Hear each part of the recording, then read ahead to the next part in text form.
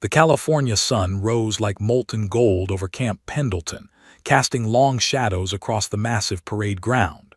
5,000 soldiers stood in perfect formation, their uniforms crisp, boots polished to mirror shine. The air hummed with anticipation. Today's Joint Forces promotion ceremony would be the largest in a decade, bringing together Marines, Navy, Army, and Air Force personnel under one command. Admiral Marcus Brennan arrived exactly 15 minutes early, as he always did. At 58 years old, he was a towering figure in the Marine Corps, 6'3", broad-shouldered with silver hair and a chest so heavy with medals it seemed to weigh him down. But Brennan didn't walk, he strutted. Every step announced his presence, his authority, his absolute certainty that he was the most important person in any room he entered. "Make way," his aide barked unnecessarily as they pushed through the gathering crowd near the VIP entrance. Junior officers and enlisted personnel scattered like startled birds. Brennan didn't acknowledge them. To him, anyone below the rank of colonel might as well have been furniture. "General Kovacs is running late, sir," his aide informed him nervously. "She asked if you could review the ceremony program." Brennan grunted, snatching the folder without a thank you. His eyes scanned the guest list with disdain. "Too many. We're giving out promotions like candy these days. In my time, you had to earn your rank through blood and—" He never finished the sentence. A woman in civilian clothes, jeans, a simple black jacket, and worn sneakers was hurrying through the crowded corridor carrying 2 cups of coffee. She was petite, maybe 5'5", with dark hair pulled into a practical ponytail. Her face was unremarkable at first glance, the kind that could disappear in a crowd. Which was exactly the point. Sarah Chen was running late. Naval Special Warfare Command had requested she attend the ceremony low profile, meaning no dress uniform, no fanfare, no attention. Just observe, they'd said. Network quietly with the Joint Task Force commanders. Standard protocol for someone in her position. She'd stopped to grab coffee for herself and Major General Kovacs, a small courtesy that now proved catastrophic. As she rounded the corner near the VIP entrance, her shoulder clipped someone solid. The coffee cups lurched. Hot liquid splashed outward in an arc. Time seemed to slow.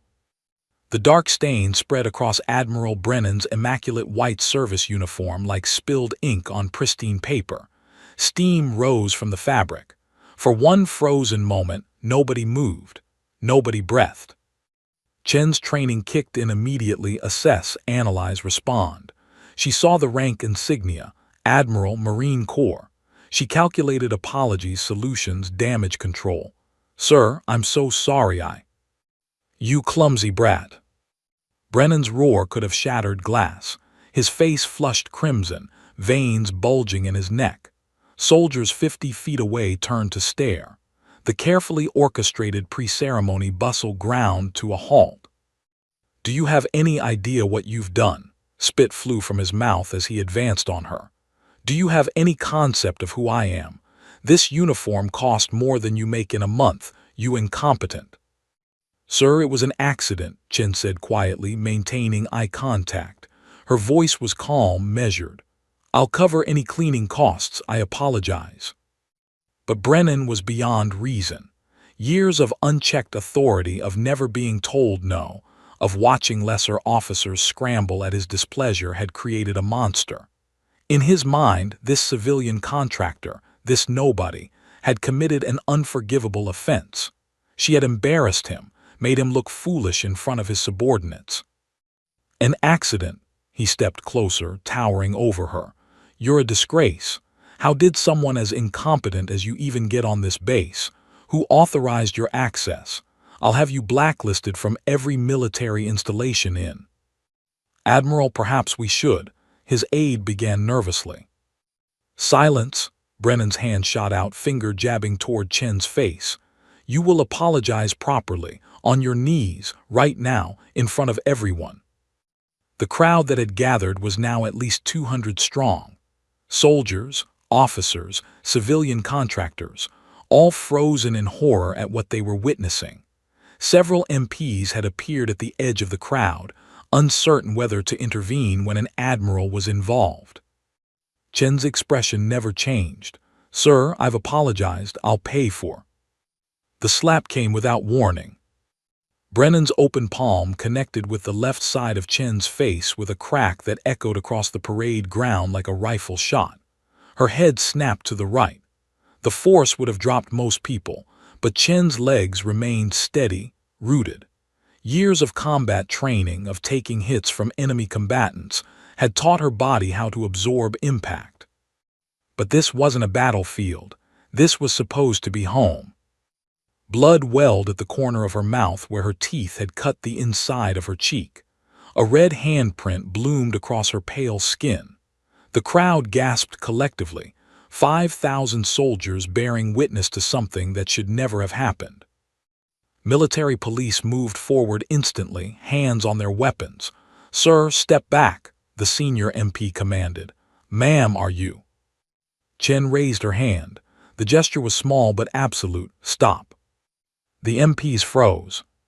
Slowly, deliberately, Chen reached up and touched her split lip.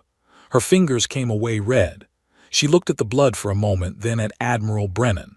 Her eyes were dark, bottomless, and absolutely calm. There was no anger there, no fear, just a vast, oceanic emptiness that made Brennan take an involuntary step backward. "You're going to regret that," someone in the crowd whispered. Chen said nothing. She simply held Brennan's gaze for 5 seconds that felt like 5 hours. Then she turned and walked away, her gait steady and unhurried. The crowd parted before her like the Red Sea. Blood dripped from her chin onto the concrete, leaving a trail of crimson dots. Brennan stood there, hands still raised, chest heaving. He looked around at the faces staring at him, hundreds of them. Shock, disgust, horror. He opened his mouth to justify himself, to reassert his authority. But for the first time in his career, no words came. In the stunned silence, a young Marine corporal pulled out his phone. The video he'd just recorded would be in Pentagon inboxes within the hour. And Admiral Marcus Brennan's world was about to come crashing down. The ceremony was ruined before it even began. 5,000 soldiers stood in formation, but nobody was paying attention to the stage being prepared. Every eye tracked the direction Sarah Chen had walked. Every mouth whispered.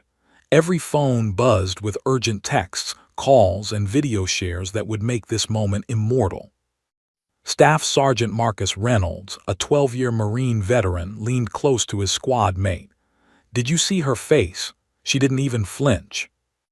Brennan hit her hard enough to drop a grown man, Corporal Jennifer Wu whispered back. "But she just walked away, like it was nothing." That's because it was nothing to her. The voice came from Gunnery Sergeant Thomas Bull Patterson, a grizzled Force Recon Marine with 23 years of service. His weathered face was pale, eyes distant. Christ almighty, he has no idea what he just did. "What do you mean, Gunny?" Reynolds asked. Patterson's jaw worked silently for a moment. "That woman, I've seen her before, 3 years ago, joint operation in Syria." He pulled out his phone with trembling hands, scrolling through encrypted files. "We were pinned down by ISIS fighters in Raqqa, 60 hostiles, 8 of us. We were calling in our grid coordinates for airstrikes, figured we'd die fighting. Then she appeared out of nowhere, alone." "Alone?" Wu's eyes widened. "Ghost," Patterson breathed the word like a prayer. "That's what they called her. Navy SEAL, took out 15 tangos in 12 minutes. Silent, surgical, like a damn wraith. Saved all our lives." He looked up at them, his expression grim. "That civilian Brennan just hit. That's Lieutenant Commander Sarah Chen, the ghost of DEVGRU." The word spread like wildfire through the formation. "No way. You're lying. Ghost is real. I heard she killed 30 Taliban with just a knife. My buddy at SEAL Team 3 said she doesn't exist. She's just a myth." "Myth?" I saw the after-action report from Somalia. 47 hostages, 1 operator, ghost. Within minutes, phones were out across the entire parade ground. Encrypted military forums exploded with activity. Junior officers texted their commanders. Senior NCOs made urgent calls. The video of the slap was already circulating through secure channels, and with it came a name that made hardened warriors stop in their tracks. Lieutenant Commander Sarah Chen, call sign Ghost. Backstage in the VIP area, Major General Patricia Kovacs was having the worst morning of her 30-year military career. Her phone had been ringing non-stop for the last 7 minutes. Pentagon, NAVSBCWAR, SOCOM, the Secretary of the Navy himself. She ignored them all and grabbed Admiral Brennan by his coffee-stained uniform, pulling him into a private conference room. His aide tried to follow, but she slammed the door in his face. "Do you have any idea what you just did?" Her voice was deadly quiet. Brennan straightened his uniform indignantly. "I disciplined an incompetent civilian contractor who—" "She's not a contractor." Kovacs's roar made him flinch. "Tell me you didn't just assault Lieutenant Commander Sarah Chen. Please, Marcus, tell me I'm wrong." "Lieutenant Commander," Brennan's confidence wavered. "She was in civilian clothes, no identification. How was I supposed to?" Kovacs threw her tablet at him. He caught it fumbling, nearly dropping it. On the screen was a military personnel file, heavily redacted, black bars covering most of the text. But what remained was enough to drain the blood from his face. CHEN Sarah M. Rank Lieutenant Commander 04. Branch United States Navy. Specialty Naval Special Warfare Development Group DEVGRU. Security Clearance TSSCI. Decorations Navy Cross Silver Star X2, Bronze Star X3, Purple Heart X2. The list went on and on. Special operations personnel often travel in civilian clothes for security reasons, Kovacs said, her voice shaking with barely controlled fury. "She's here at the request of NAVSBCWAR to observe Joint Task Force integration. She has more combat deployments than most Marines will see in their entire career. And you," she pointed at him like a weapon, "you just assaulted her in front of 5,000 witnesses." Brennan's hand trembled. "I didn't know, she didn't identify herself. This is a misunderstanding." "A misunderstanding." Kovacs pulled out her own phone, showing him the video that was already going viral through military channels. "You called her a brat. You demanded she kneel. You struck a superior officer in front of an audience. There's no misunderstanding here, Marcus. There's only consequences." "She's Navy. I'm a Marine Corps Admiral, the chain of command." "Doesn't protect you from assault charges." Kovacs's professional composure finally cracked. "My God, Marcus, even if she was a civilian, even if she was a private, what you did was criminal. But she's not. She's a decorated SEAL who saved more lives than you've commanded soldiers. And now," she sat down heavily, "now we have to figure out how to contain this disaster before it destroys both our careers." Brennan's face had gone from red to gray. "I'll apologize, privately. We can make this go away." Kovacs laughed bitterly. "Make it go away? There are 5,000 witnesses. The video is already at the Pentagon, and you clearly don't understand who you're dealing with." She pulled up another file. "Operation Crimson Dawn, Somalia, 47 hostages held by al-Shabaab militants. The president ordered a rescue mission. Command said it would take a platoon. She did it alone." "Alone, Marcus." "That's impossible. Tell that to the 47 Americans who came home alive." Kovacs stood. "She's been offered book deals, movie contracts, speaking tour. She's turned them all down. She serves quietly, humbly. And you publicly humiliated her." Brennan sank into a chair, his medals suddenly feeling like chains around his neck. "What happens now?" "Now," Kovacs headed for the door. "Now I go find Lieutenant Commander Chen and beg her not to press charges. And you start praying she's more merciful than you were." Across the base, in temporary quarters assigned to visiting officers, Sarah Chen sat on a narrow bed. The room was Spartan: a desk, a chair, a mirror. She'd requested nothing more. She pressed a bag of ice against her swelling jaw, wincing slightly. The face in the mirror looked back at her, split lip, red handprint, dried blood at the corner of her mouth. She'd taken worse. Taliban bullets, shrapnel, a knife wound in Yemen that should have killed her. But those had been enemies, warriors, men who faced her on a battlefield. Admiral Brennan had struck her at home, surrounded by her own people, in front of thousands who'd sworn the same oath she had. Her phone buzzed. 17 missed calls, 43 text messages, the Secretary of the Navy, her commander at DEVGRU, former teammates, all offering support, demanding justice, asking what she needed. She turned the phone face down and returned to the ice pack. There was a soft knock at the door. "Commander Chen, it's General Kovacs, may I come in?" Chen didn't answer immediately. She studied her reflection one more time. Then she stood, walked to the door, and opened it. Kovacs's face fell when she saw the bruising. "Oh, Sarah." "Ma'am," Chen's voice was steady, professional. "What can I do for you?" "What can you do for me?" Kovacs shook her head in disbelief. "Sarah, I'm here to ask what we can do for you. Medical attention, legal counsel, whatever you need. Admiral Brennan will face consequences, I promise you that." Chen was quiet for a long moment. Then she said, "I want the truth, ma'am. How many others?" "What? How many others has he done this to? How many complaints were buried? How many soldiers suffered because men like him are too important to discipline?" Kovacs closed her eyes. "I don't know, but I'll find out."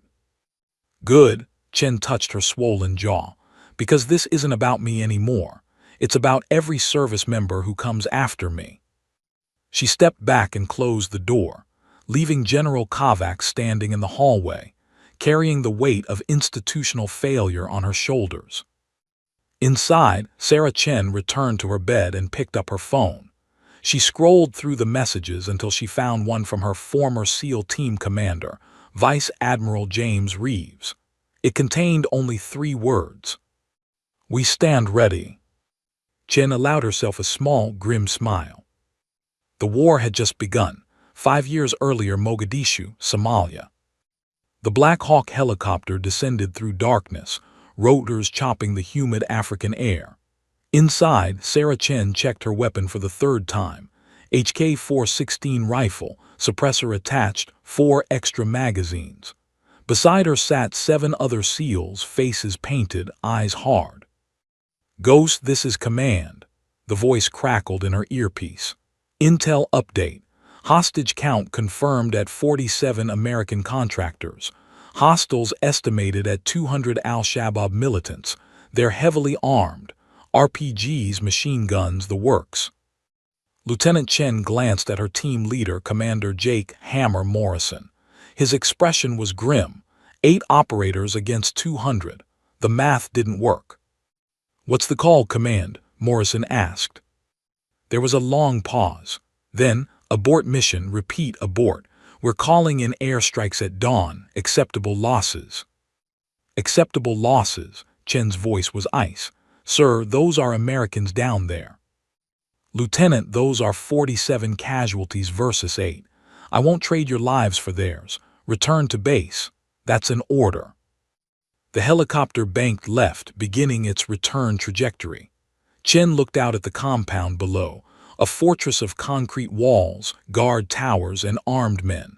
Somewhere inside, 47 people were waiting to die. She made her decision in 3 seconds. "I'm going in," she said quietly, standing and moving toward the door. "Chen, sit down." Morrison grabbed her arm. "That's a suicide mission." She looked at him with those dark, bottomless eyes. "Then it's a good thing I'm already dead." She keyed her radio. "Command, this is Ghost. Going dark. See you on the other side." Before anyone could stop her, she stepped backward out of the helicopter into the night sky. Present day, the Pentagon, Arlington, Virginia. Admiral Douglas Hartwell, Chief of Naval Operations, stared at his computer screen in disbelief. The video had been played 17 times in the last hour. Each viewing made him angrier. "Tell me this is fake," he said to his aide. "Sir, it's verified. Multiple angles. 5,000 witnesses. Admiral Brennan struck Lieutenant Commander Chen at approximately 7:45 hours this morning." Hartwell's fist came down on his desk like a hammer. Sarah Chen, the ghost, one of the finest warriors this country has ever produced, and some pompous Marine admiral treats her like trash. He stood, packing. "Get me the Secretary of the Navy, now, and pull Chen's complete service record, unredacted." "Sir, her file is classified at the highest levels. Even you would need." "I have the clearance." Hartwell's roar could be heard 3 offices down. "That woman has saved more American lives than most generals will ever command. I want every mission, every medal, every citation. If we're going to war over this, I want ammunition." The aide fled. Hartwell returned to the video, watching it one more time.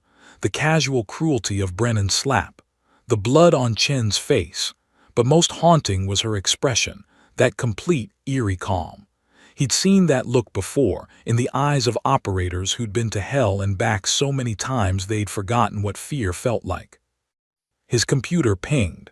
A file appeared, Operation Crimson Dawn Somalia Hostage Rescue. Hartwell opened it and began to read.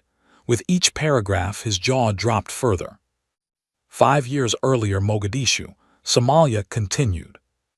Chen's parachute deployed at the last possible moment, the canopy snapping open just 50 feet above the compound wall. She landed in shadow, already moving before her feet touched ground. The chute was cut away and buried in seconds. 2 guards stood at the east wall, smoking cigarettes and laughing. They never saw her coming. 2 suppressed shots. Both men dropped silently. Chen moved like smoke through the compound. Her heartbeat was steady at 60 beats per minute, the same as when she was sleeping. This was her element. This was where she belonged. Guard tower, 3 hostiles.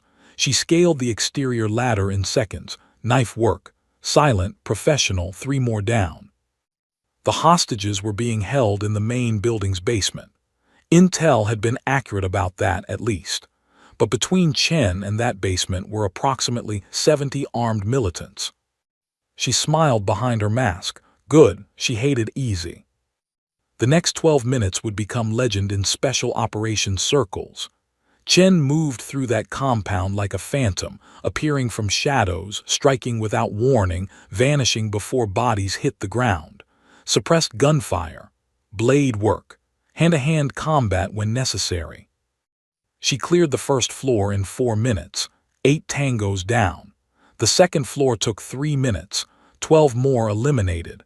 By the time she reached the basement door, the compound was in chaos. Militants fired at shadows, hitting each other in the confusion. Chen breached the basement door. Inside, 47 terrified Americans cowered against walls while 5 guards trained weapons on them. She assessed the room in milliseconds. 5 targets, 47 civilians. Margin of error, 0. She opened fire. 5 seconds, 5 shots, 5 dead terrorists. "U.S. Navy," she called out. "Stay down and follow my orders." An older man, covered in bruises, stared at her in disbelief. "There's only one of you." "That's all you need." Chen reloaded. "Now move. We have 30 seconds before this place becomes a shooting gallery." She led all 47 hostages out through a route she'd cleared, using smoke grenades and diversionary tactics to create chaos. By the time the remaining militants realized what was happening, Chen and the hostages were already outside the compound perimeter. The extraction helicopter arrived 8 minutes later. Commander Morrison stared at her as she helped load the last hostage aboard. "How?" was all he could say. Chen shrugged. "They had more guns, I had more motivation." The president awarded her the Navy Cross. She attended the ceremony, accepted the medal, and never spoke of it again. Present day, Camp Pendleton, California. News of Chen's identity spread through military installations worldwide within hours. Social media erupted. Veterans groups mobilized. The hashtag #JusticeForGhost trended nationally. In her temporary quarters, Chen's phone rang for the 100th time. This time she answered. "Commander Chen speaking." "Sarah, it's Admiral Hartwell." His voice was gentle. "I've been reading about Somalia, about Yemen, about all of it. My God, Sarah, what you've done for this country." "Sir, I was doing my job." "Your job?" Hartwell laughed bitterly. "You saved 47 lives against impossible odds. You've conducted more successful operations than most SEAL teams accomplish in their entire existence, and Admiral Brennan struck you like you were nothing." Chen touched her swollen jaw. "What happens now, sir?" Now we give you justice.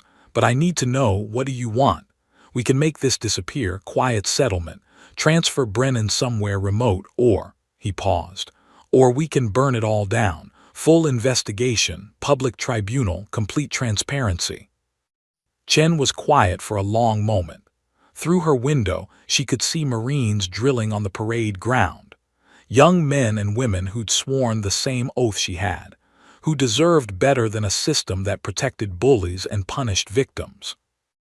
"I want accountability," she said finally. "Not just for me, for everyone.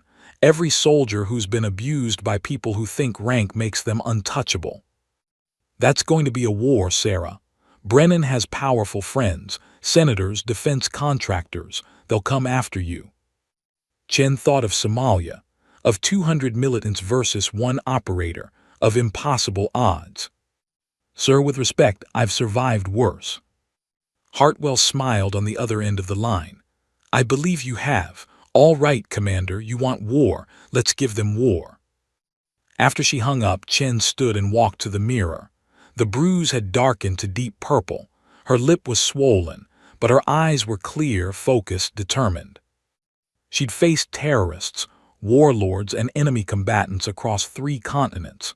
She'd survived ambushes, firefights, and missions that should have killed her a dozen times over. Admiral Marcus Brennan had no idea what he'd unleashed. Ghost was going hunting.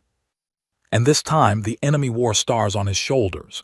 2 weeks later, Naval Station Norfolk, Virginia. The military courtroom was packed beyond capacity. Every seat filled with officers, enlisted personnel, legal observers, and media representatives. Outside, protesters lined the streets, some supporting Brennan, others demanding justice for Chen. The nation had divided itself over a single slap that represented decades of systemic failure. Admiral Marcus Brennan sat at the defense table, flanked by 3 expensive civilian lawyers and 2 military attorneys. His uniform was immaculate, his bearing defiant. He'd spent the last 2 weeks preparing his strategy: deny, minimize, counterattack. His lawyers had assured him this would blow over. It always did. Across the aisle sat Lieutenant Commander Sarah Chen. She wore her navy dress whites, her chest decorated with ribbons that told a story of valor most people couldn't comprehend. The bruise on her face had faded to yellow-green, but it was still visible. She'd refused makeup. "Let them see what he did," she'd told her lawyer. The military judge, Rear Admiral Catherine Morrison, entered. Everyone rose. "Be seated," Morrison commanded. "This tribunal is convened to investigate charges of assault, conduct unbecoming an officer, and abuse of authority against Admiral Marcus Brennan. Commander Chen, as the plaintiff, you have the floor." Chen's military attorney, Captain Rachel Torres, stood. "Your Honor, we will demonstrate through witness testimony and evidence that Admiral Brennan's actions on October 15th were not an isolated incident, but part of a decades-long pattern of abuse enabled by institutional corruption." Brennan's lead attorney, Marcus Webb, a former Marine colonel turned defense lawyer, shot to his feet. "Objection! This tribunal is about a single incident. My client's past service record is irrelevant." "Overruled," Morrison said coldly. "Pattern of behavior is absolutely relevant. Proceed, Captain Torres." Torres nodded. "The prosecution calls Corporal Maria Sanchez." A young woman in marine dress blues walked to the witness stand. She couldn't have been more than 23 years old. Her hands trembled as she raised her right hand and swore to tell the truth.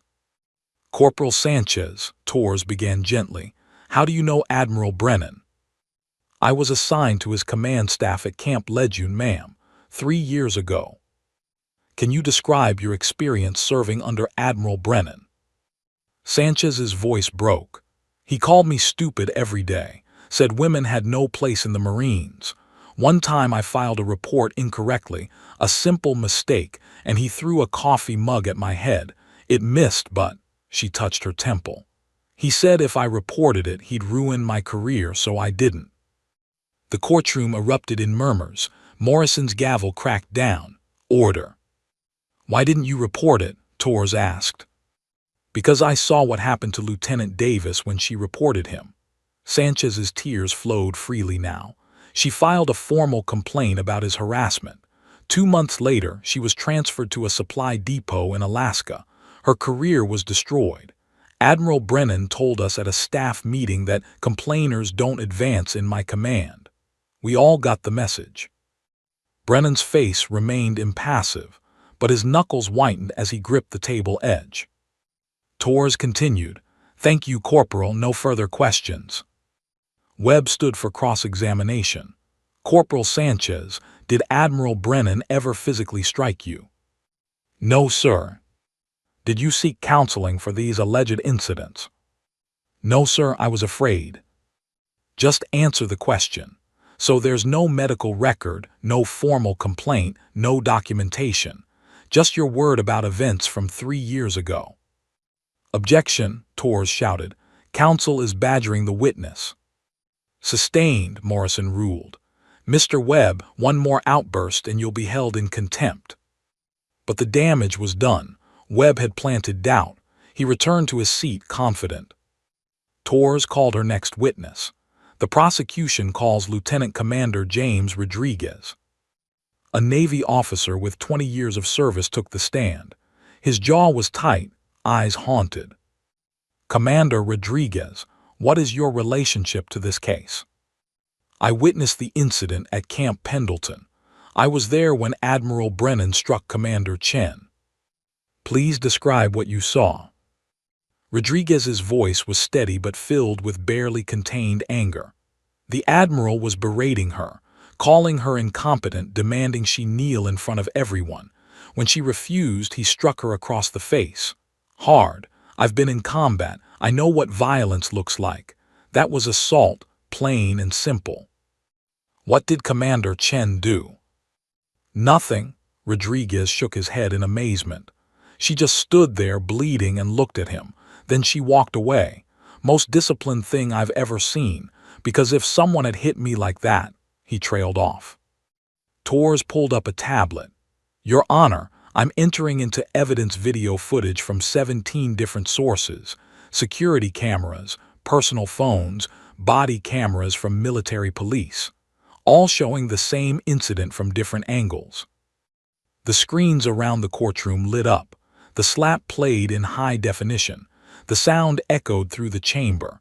Gasps rippled through the audience. Some people looked away. Others leaned forward, transfixed by the violence.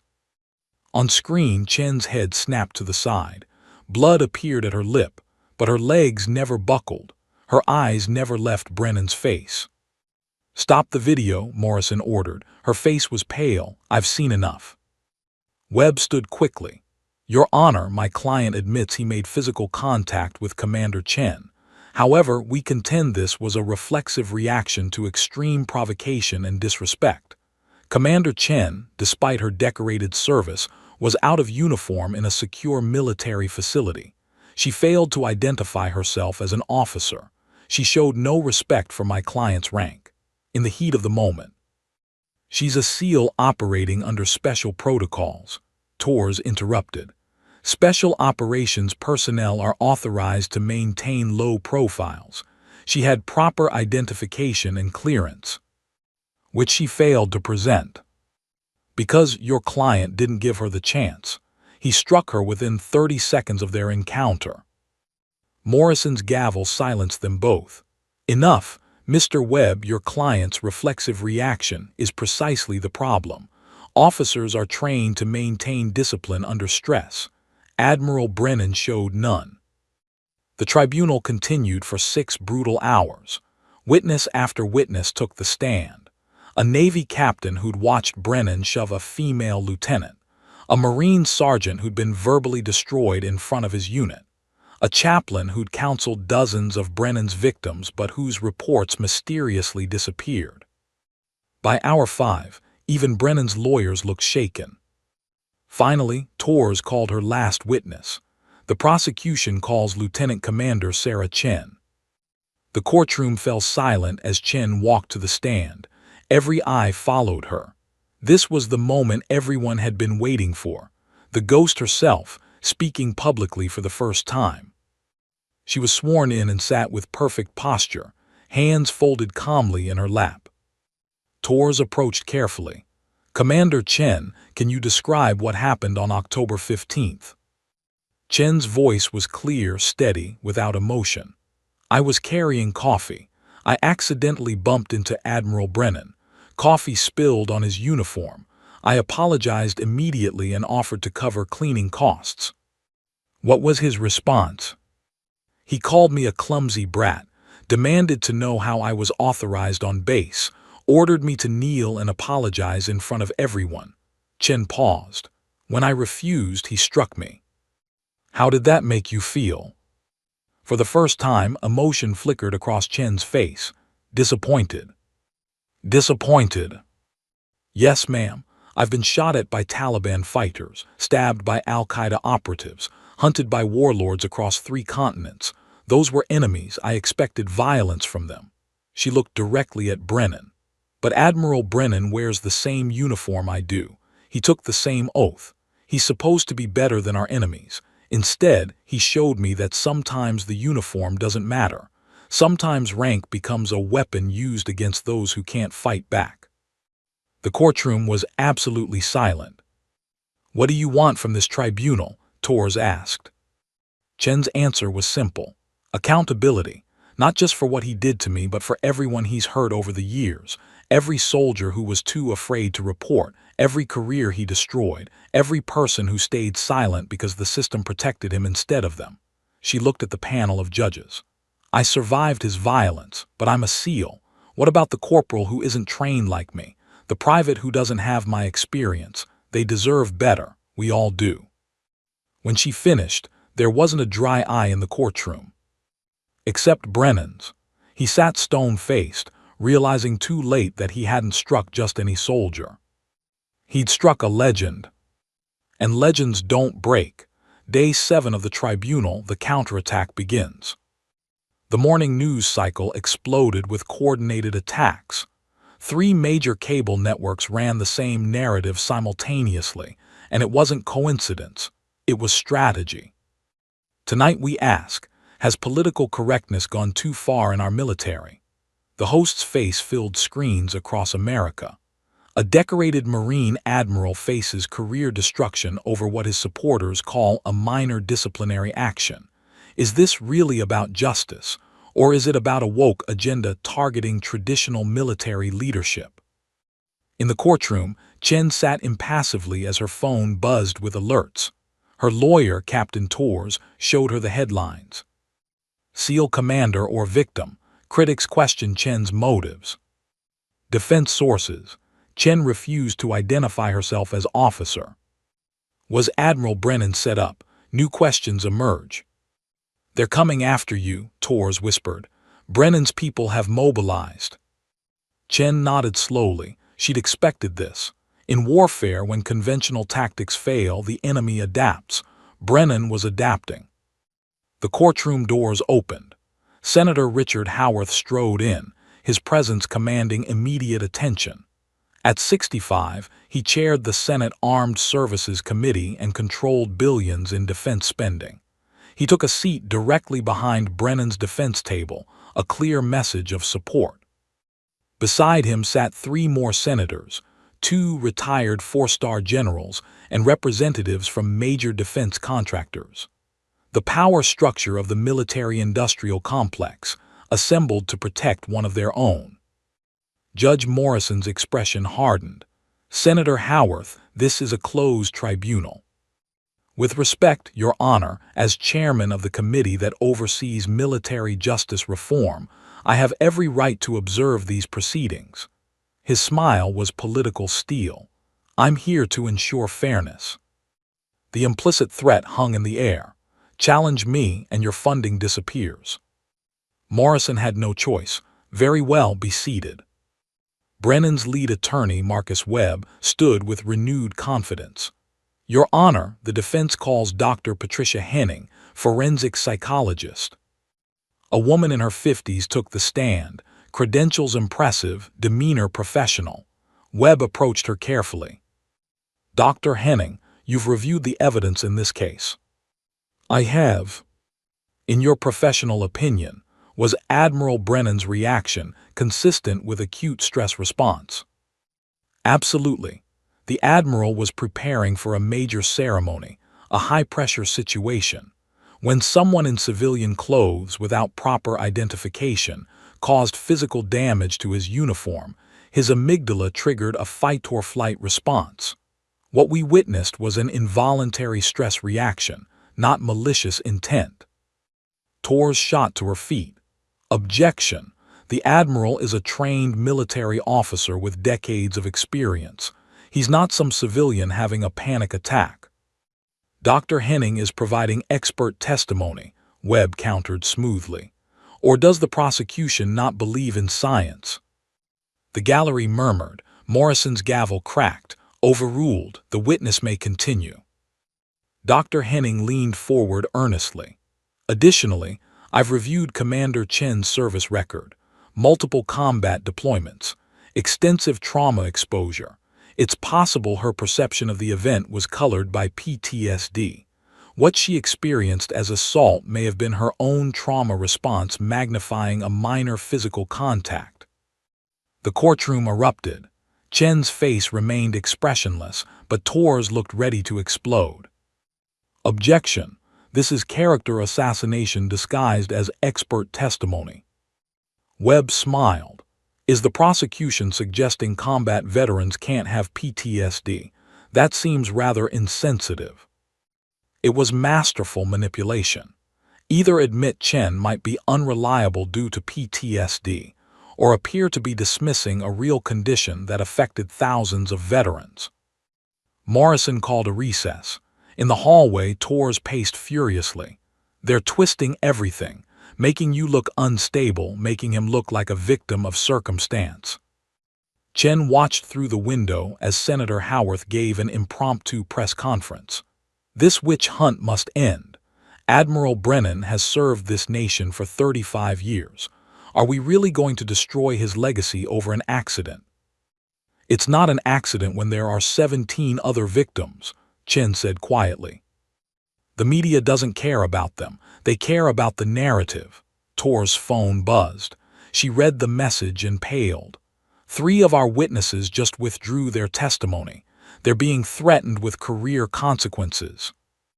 Chen's jaw tightened. Then we fight harder. Day 8, the tide begins to turn. The prosecution's case seemed to be crumbling. 2 more witnesses recanted. The media narrative had shifted completely.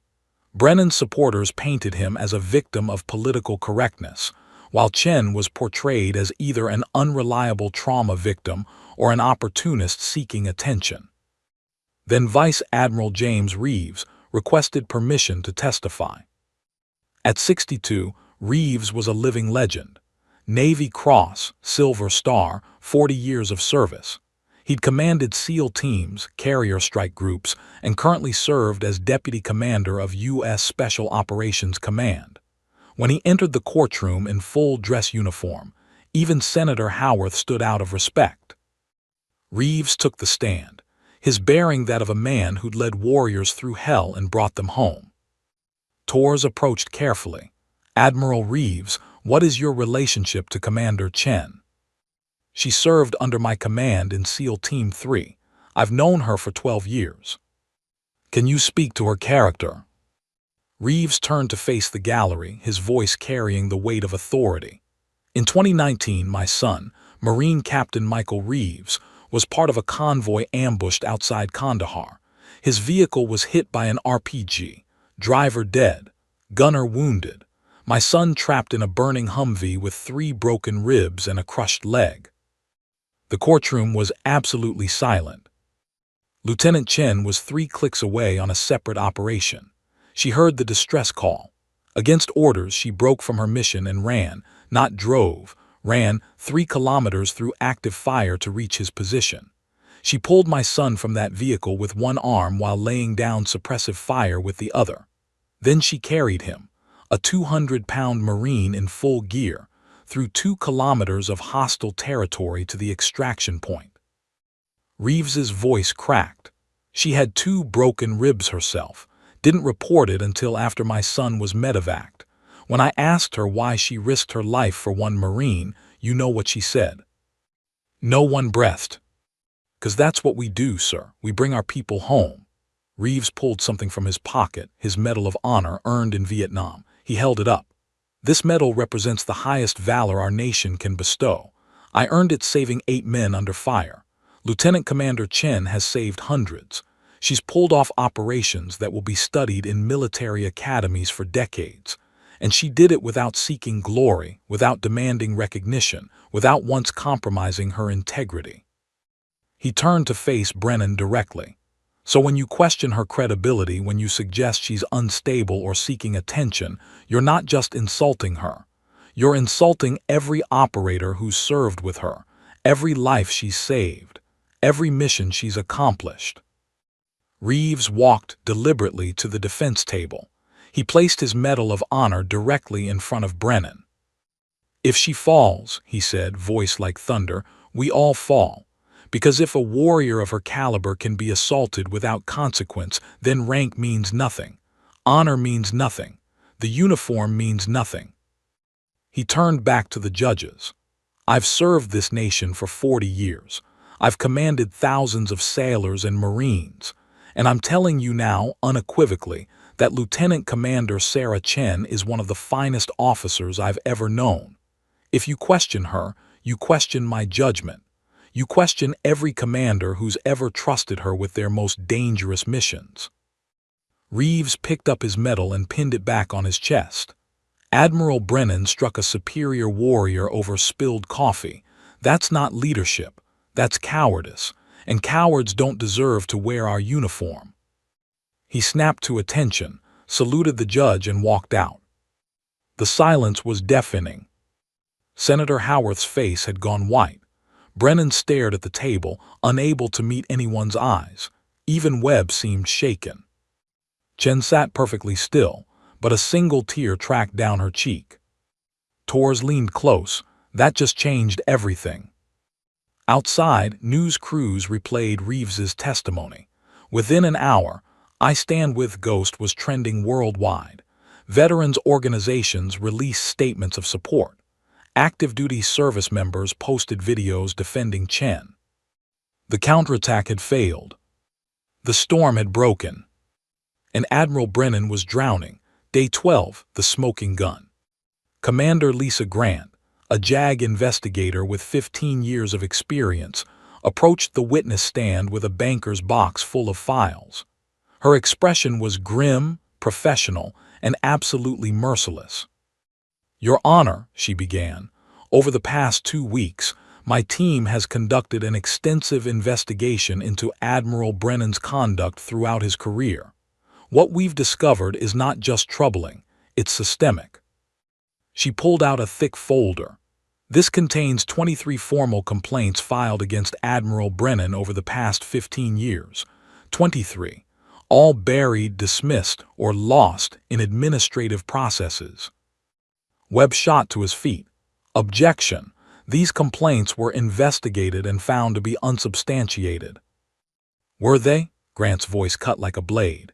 She pulled out another document. "Or were they buried by Admiral Brennan's friends in the Inspector General's office?" She handed copies to the judges. "These are internal emails from 2018, showing how Brigadier General Robert Chase personally intervened to dismiss 4 separate complaints against Admiral Brennan. His exact words were, Marcus is too valuable to lose over some hurt feelings. The courtroom erupted. Morrison's gavel barely restored order. Grant continued. Let me present the evidence chronologically. First, Captain Jennifer Martinez, 2015. She pulled up a photograph on the courtroom screens. A woman in her 30s, bright smile, Navy uniform. Captain Martinez was assigned to Admiral Brennan's staff at PACOM headquarters. She filed a complaint alleging that Admiral Brennan threw a coffee mug at her during a briefing, resulting in a concussion. Another image appeared, medical records showing head trauma, ER admission, 7 stitches.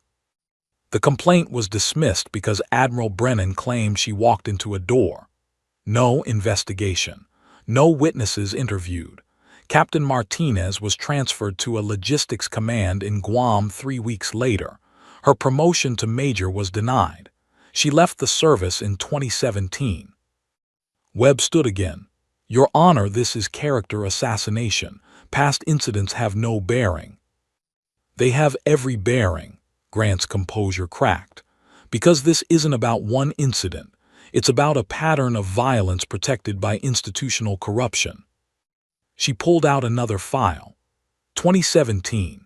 Lieutenant Marcus Webb, yes, Mr. Webb, your nephew, filed a complaint alleging Admiral Brennan shoved him against a wall and threatened to destroy his career for questioning an operational decision. Webb's face went pale. His nephew's complaint against Brennan. Everyone in the courtroom turned to stare at him. That complaint was withdrawn 48 hours later, Grant continued coldly. After a phone call from you, Mr. Webb, to your nephew. I have the phone records.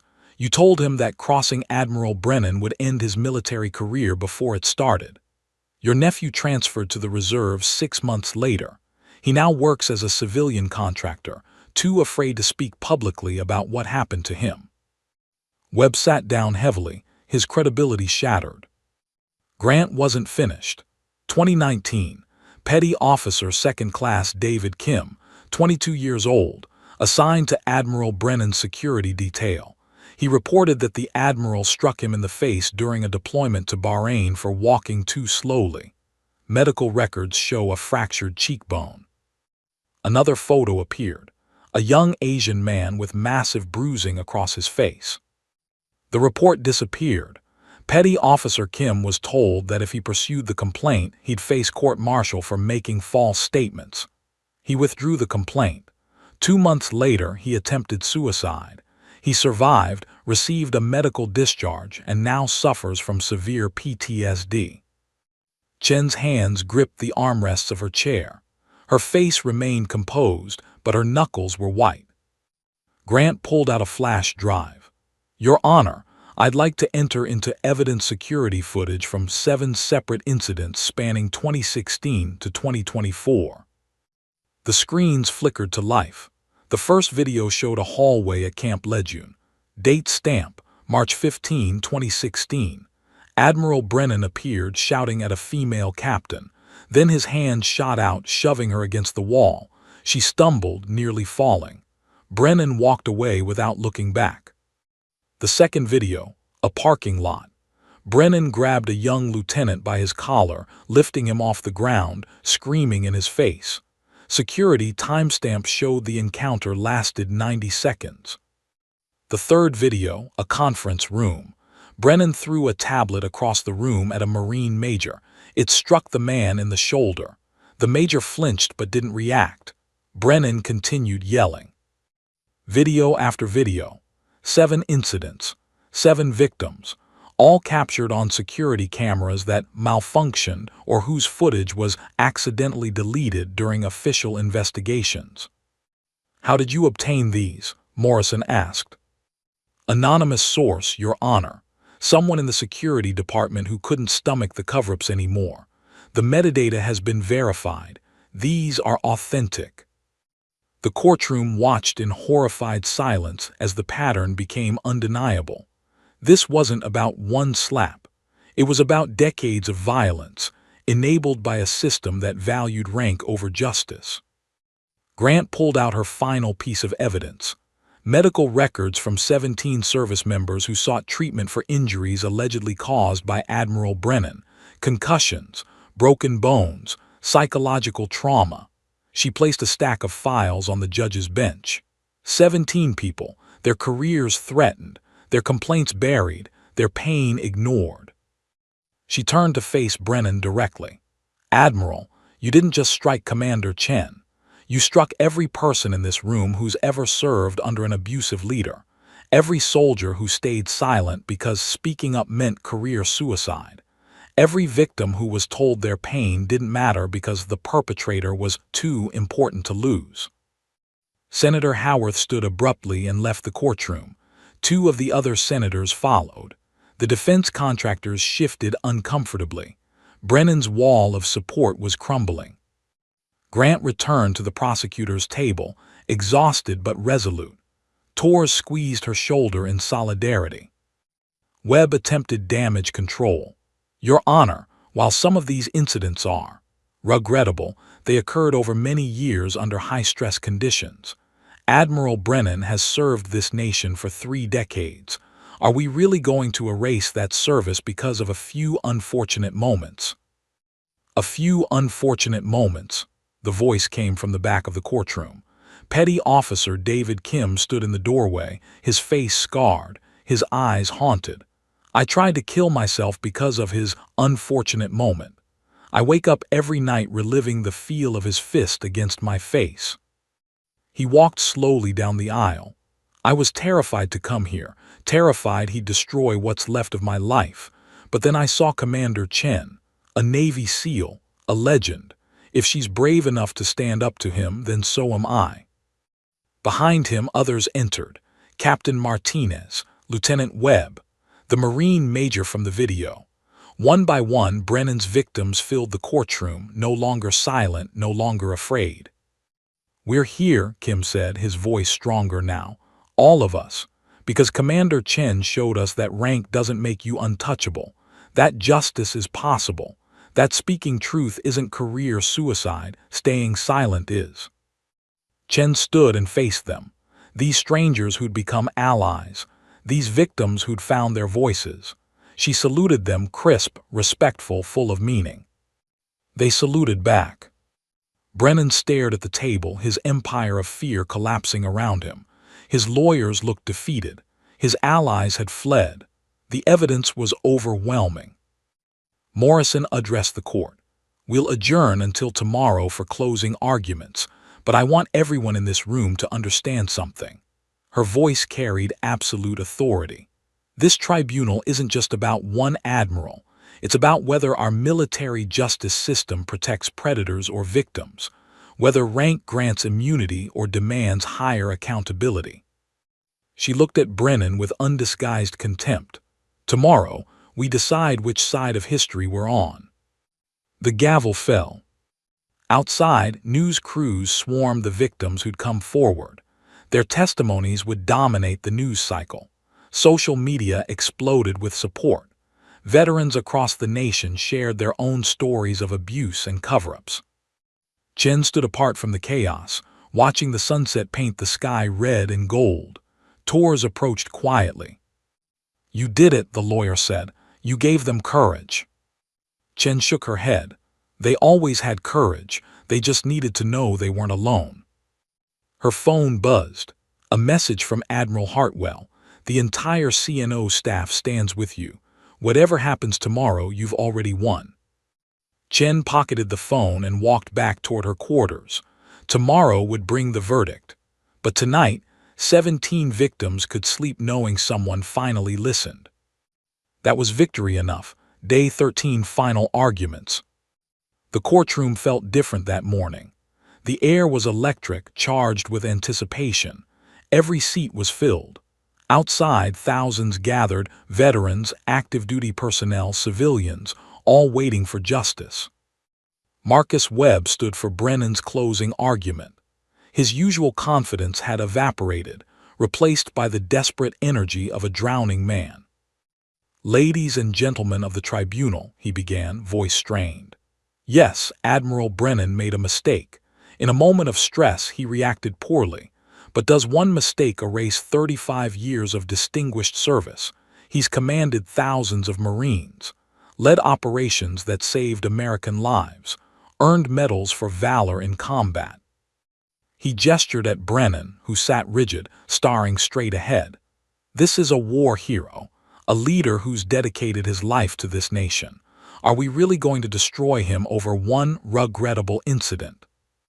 Webb paused, knowing his next words were a gamble. Commander Chen herself is a warrior. She survived combat, torture, near-death experiences. One slap, while inappropriate, is nothing compared to what she's endured. Perhaps we should ask ourselves, is this prosecution really about justice, or is it about making an example of a man who represents traditional military values? The implication was clear. Chen was being used as a political weapon. Captain Torres rose for the prosecution's closing. Her eyes blazed with controlled fury. Mr. Webb asks if one mistake should erase 35 years of service. I answer, this isn't one mistake. It's one mistake we finally have on video. She pointed at the evidence screens. 17 victims, 23 buried complaints, 7 security videos, decades of violence and abuse. She walked toward Brennan. Mr. Webb calls his client a war hero, but what kind of hero beats his own soldiers? What kind of leader uses rank as a weapon against those sworn to follow him? Torres turned to the judges. Admiral Brennan didn't just strike Commander Chen. He struck the very foundation of military discipline. He proved that in his world, rank means you can abuse anyone weaker. That stars on your shoulders grant immunity from consequences. Her voice rose. Commander Chen survived his violence because she's extraordinary. She's a Navy SEAL who's faced down terrorists and warlords. But what about Petty Officer Kim? What about Captain Martinez? What about all the others who weren't trained to absorb violence? They suffered. They broke. Some tried to end their own lives. She placed both hands on the prosecutor's table. This verdict will send a message to every service member in every branch. Either we protect predators or we protect the uniform. There is no middle ground. Torres returned to her seat. The courtroom was silent. Judge Morrison addressed the panel, 3 flag officers who would decide Brennan's fate. The tribunal will now deliberate. Court is adjourned. 4 hours later. The wait was excruciating. Chen sat in an adjacent room, alone except for Torres. She'd asked for solitude, needing to center herself before the verdict. How do you think it'll go? Torres asked. Chen was quiet for a long moment. I've been in firefights where I was certain I'd die, missions with 0 probability of success. This feels similar. You do what's right and accept whatever comes. You could have walked away, taken the settlement, moved on. And let him do this to someone else. Chen shook her head. I've spent my career protecting Americans from foreign enemies. I won't ignore domestic ones just because they wear our uniform. A knock at the door. A young ensign appeared nervous. Ma'am, the tribunal is ready. The courtroom filled within minutes. Chen took her seat, spine straight, hands folded. Across the aisle, Brennan sat between his lawyers, his face a mask of forced confidence. The 3 judges entered. Rear Admiral Morrison in the center, flanked by Major General Patricia Kovacs and Vice Admiral Thomas Chen. No relation to Sarah, but his presence added gravitas. Morrison's face was unreadable. This tribunal has carefully reviewed all evidence, witness testimony, and arguments. What we've witnessed over the past 2 weeks represents a failure at every level of military leadership. She looked directly at Brennan. Admiral Brennan, please stand. He rose slowly, his lawyers flanking him. You have been charged with assault on a superior officer, conduct unbecoming an officer and gentleman, and systematic abuse of authority. On all charges, Morrison paused, letting the tension build. This tribunal finds you guilty. The courtroom erupted, gasps, shouts. Some cheered, others wept. Morrison's gavel cracked repeatedly until order was restored. The evidence against you is overwhelming and irrefutable, Morrison continued, her voice cold steel. You have brought dishonor to the uniform, betrayed the trust of those who served under you, and enabled a culture of fear and abuse through your actions and the actions of those who protected you. Brennan's face crumbled. His lawyers gripped his arms, holding him upright. Therefore, the tribunal orders the following sentence. You are hereby stripped of your rank, effective immediately. All military honors, decorations, and retirement benefits are revoked. You will receive a dishonorable discharge and will be remanded to civilian authorities for potential criminal prosecution.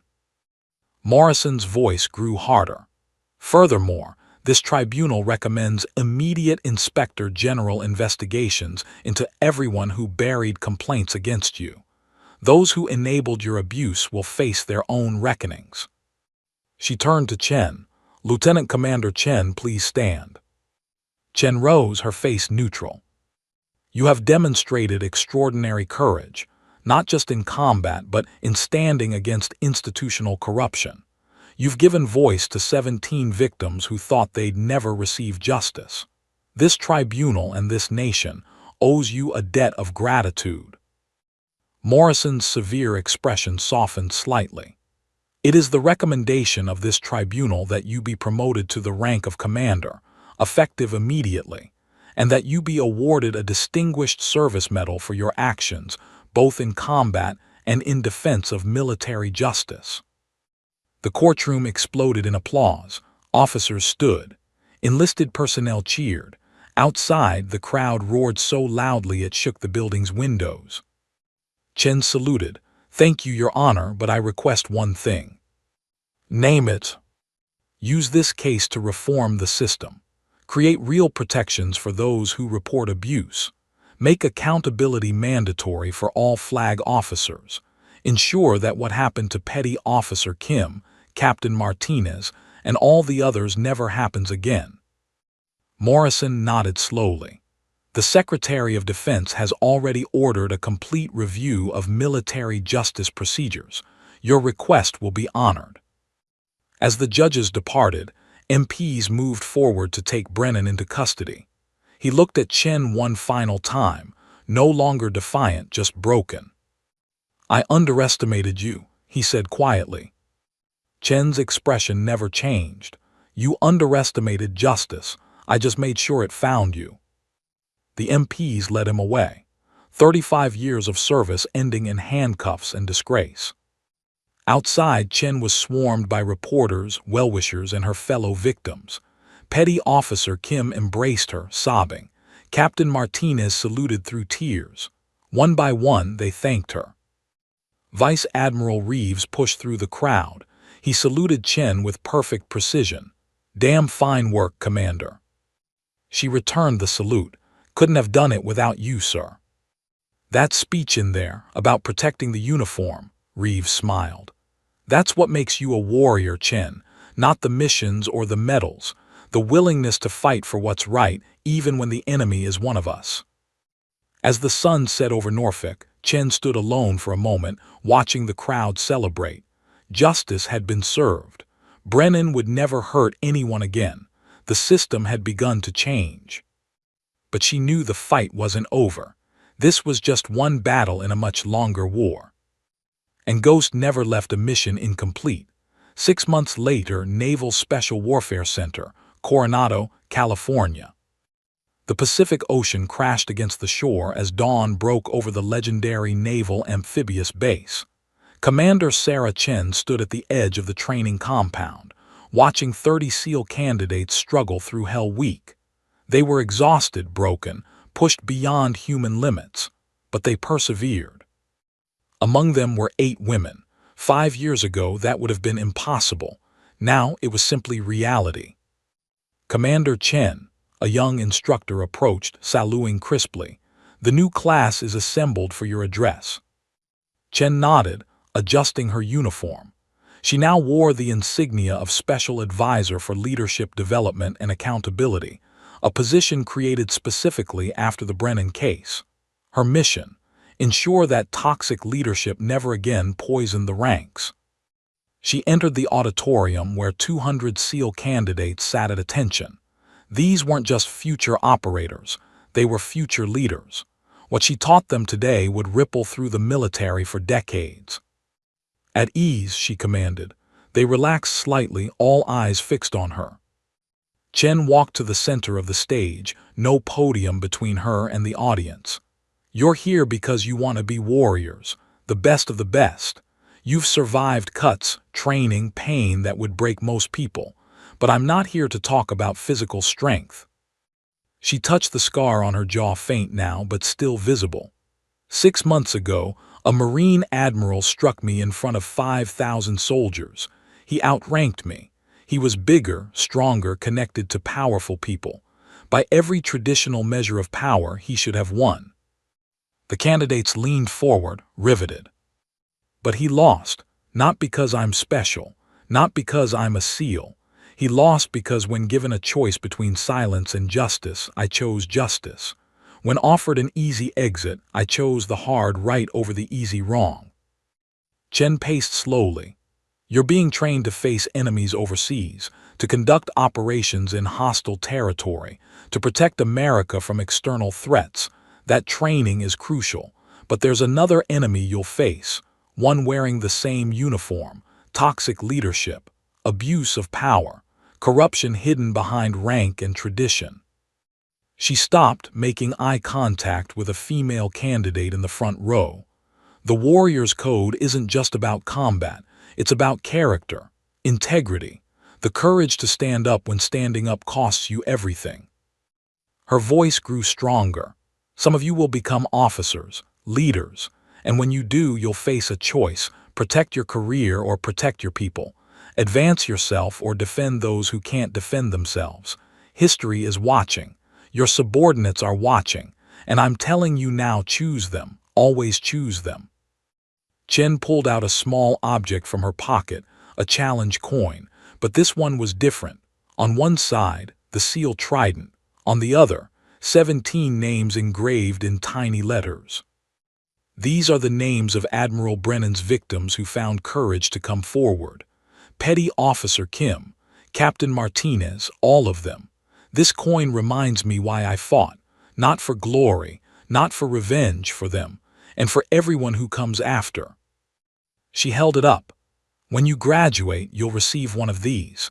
When leadership gets hard, when doing the right thing could cost you your career, look at this coin. Remember that true warriors protect the weak, even from other warriors. The auditorium was silent, except for the distant sound of waves. Dismissed. The candidates erupted in applause. Several approached afterward, asking questions, sharing their own stories of toxic leadership. Chen listened to each one, offering guidance and encouragement. Later that afternoon, Chen sat in her small office overlooking the ocean. Her desk held a laptop, a coffee mug, and a framed photo. Her SEAL Team 3 unit taken years ago in Afghanistan. Brothers and sisters in arms, some gone now, all remembered. Her phone buzzed, a news alert. Former Admiral Brat, SENT and CED, 2-3 years in federal prison. She clicked the article. After the military tribunal, civilian authorities had prosecuted Brennan for assault. 3 years, not enough for 35 years of abuse, but something. More importantly, his case had sparked a revolution. The article continued. Congress passes Military Justice Reform Act, inspired by Chen case. New mandatory reporting systems, independent investigations of flag officers, protections for whistleblowers, anonymous complaint hotlines. It wasn't perfect, but it was progress. Chen's phone rang. Admiral Hartwell. Commander Chen, have you seen the news? Yes, sir. 3 years isn't enough, Hartwell said, frustration evident. But the reforms. Sarah, you've changed the entire military justice system. The president called me personally. He wants to meet you, present you with another medal. Chen smiled slightly. With respect, sir, I have enough medals. What I want is for those reforms to actually work, to protect the next petty officer Kim before he tries to kill himself. That's why you're perfect for your current position. We need people like you teaching the next generation." After they hung up, Chen returned to the window. Below, candidates were running the obstacle course, struggling, failing, getting back up, trying again. Her office door opened. Petty Officer David Kim stood there, now a civilian contractor working at the base. His face had healed, though the scars, physical and emotional, remained. "Commander, I wanted to thank you. Again, I got accepted into graduate school, psychology. I want to help other veterans with PTSD." Chen stood and shook his hand. "You're going to save lives, David. Different battlefield, same mission. I couldn't have done it without you. You showed me that victims can become survivors, that survivors can become warriors in their own way." After he left, Chen sat alone, watching the sun descend toward the Pacific horizon, painting the sky in brilliant oranges and reds. She thought about that morning 6 months ago, the slap, the blood, the choice. She'd survived terrorists, warlords, and impossible missions. But standing up to Brennan had been the hardest thing she'd ever done. Not because of physical danger, but because she'd challenged an entire system built on silence and complicity. The system had bent, not broken but bent, toward justice, toward accountability. Her phone buzzed one more time. A message from Captain Martinez. "Just got promoted to Major. Never would have happened without you. Thank you for fighting." Chen smiled, genuinely this time, and typed back, "You fought too. We all did together." As darkness fell, she gathered her things and headed out. Tomorrow would bring new challenges, new students to inspire, new battles for justice. But tonight, she allowed herself a moment of peace. Ghost had been a legend in combat. Now she was something more, a symbol that courage wasn't just about facing enemy fire. It was about standing up when everything told you to stay down, speaking truth when silence was safer, fighting for others when fighting only endangered yourself. The young woman who'd accidentally spilled coffee on an Admiral had sparked a revolution. The warrior who refused to kneel had changed a nation. And Commander Sarah Chen, call sign Ghost, had proven that the strongest warriors aren't those who never fall. They're the ones who rise, no matter how many times they're struck down. She walked into the California night, ready for whatever tomorrow would bring. The fight was never over. But neither was hope. The end.